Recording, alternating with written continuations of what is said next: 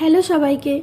বলেছিলাম না নবমীর দিনের ভিডিওটাও বানিয়ে রেখেছিলাম অল্প অল্প করে, তো তারই কিছুটা অংশ তোমাদের সাথে শেয়ার করলাম। নবমীর দিনে মায়ের পুজোর পর মূলত একটাই বিশেষ কাজ থাকে, যেটা হলো মায়ের আটচালায় বসে সমস্ত নিমন্ত্রিত মানুষ এবং ঘরের লোকজন সবাই মিলে একসাথে মায়ের ভোগ খাওয়া দাওয়া করা।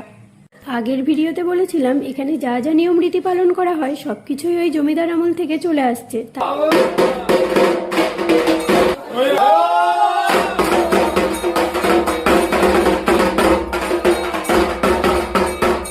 নবমীর দিন সকাল থেকে রাঁধুনি ঘরের লোক সবাই মিলে একসাথে রান্নার কাজে খুবই ব্যস্ত ছিল, আর আমরাও একসাথে সবাই মিলে আড্ডা গল্পে মেতেছিলাম।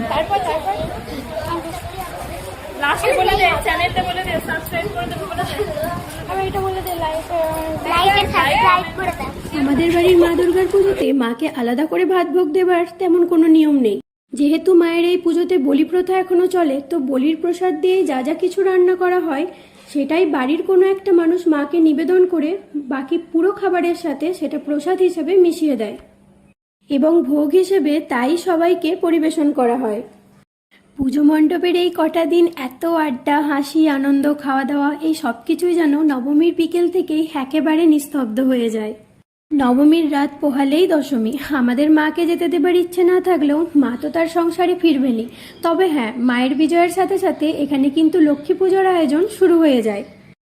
ও হ্যাঁ, আজকে কিন্তু আমি তোমাদের লাইক কমেন্ট করার জন্য বলবো না, আজকে বলবে আমার অনেক বড় বড় দুটো ননদ।